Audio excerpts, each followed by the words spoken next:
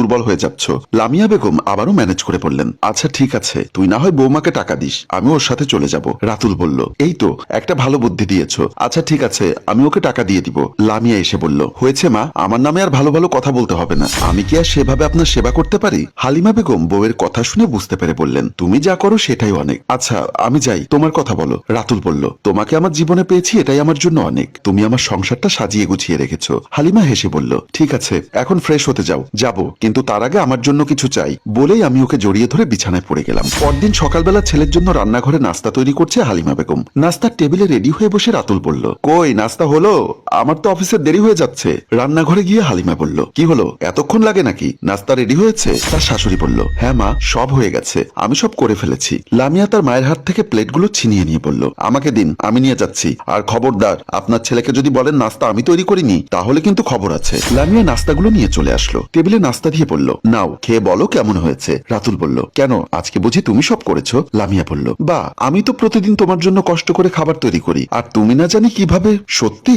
আমি তো মনে করি আমার মা করে, দেখো কি স্বাদ হয়েছে, একদম যেন আমার মায়ের হাতের রান্না। লামিয়া বলল, এবার তাহলে ঝটপট কিছু টাকা দাও, একটা শাড়ি পছন্দ হয়েছে। রাতুল উঠে বলল, আচ্ছা ঠিক আছে, এই নাও, এই টাকাগুলো রাখো, এগুলো দিয়ে মায়ের জন্য ওষুধ কিনবে, আর এই নাও, এগুলো তোমার। টাকাগুলো পেয়ে লামিয়া অনেক খুশি হয়ে গেল। রাতুল হাসি মুখে অফিসে চলে গেল। শাশুড়ি সেখানে আসতেই লামিয়া বলল, কি ব্যাপার, টাকা দেখতে না দেখতেই চলে এসেছেন তাড়াতাড়ি? বৌমা, কদিন ধরে শরীরটা খুব দুর্বল লাগছে, আমার ক্যালসিয়ামের ওষুধটা না খাওয়াতে মনে হচ্ছে খুব দুর্বল হয়ে যাচ্ছি, দয়া করে আমাকে শুধু 500 টাকা দেবে? লামিয়া উত্তেজিত হয়ে বলল, তোর সাহস কি করে হয় আমার কাছ থেকে টাকা খোঁজার? এ টাকা দিয়ে আমি শাড়ি কিনবো। শাশুড়ি বলল, তুমি সব টাকা রেখে দাও, আমি কিছুই বলবো না আমার ছেলেকে, শুধু আমাকে 500 টাকা দাও। বৌমা, শরীরে খুব কষ্ট হচ্ছে। লামিয়া উত্তেজিত হয়ে শাশুড়িকে চড় মেরে দিল, তারপর বলল, এই বুড়ি, তুই আজকে সারাদিন বাসার বাহিরে থাকবি, এটাই তোর শাস্তি। এই বলে সে শাশুড়িকে টানতে টানতে বাসার বাহিরে নিয়ে গেল। বাসার বাহিরে যেতেই দেখা হলো পাশের বাসার ভাবি সামিরার সাথে। কি ব্যাপার ভাবি, আপনি আপনার শাশুড়িকে এভাবে বাসা থেকে বের করে দিচ্ছেন? লামিয়া বলল, আমি কি করব না করব সেটা নিশ্চয়ই আপনাকে জবাবদিহিতা করতে হবে না?